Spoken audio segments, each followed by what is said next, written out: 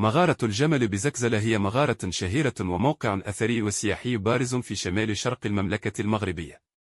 تقع في جماعة زكزل التابعة لإقليم بركان ضمن جبال بنيزناس. تبعد حوالي 12 كيلومترا عن مدينة بركان. يعود اسمها إلى شكل الجبل المحيط بها والذي يشبه الجمل. تضم المغارة أقدم نقوش جدارية في شمال أفريقيا. يعود تاريخ هذه النقوش الأثرية إلى العصر الحجري الحديث، وتحديدا ما بين 11 و 12 ألف سنة. المغارة مصنفة رسميا ضمن قائمة التراث الوطني المغربي. الخصائص الطبيعية والسياحة.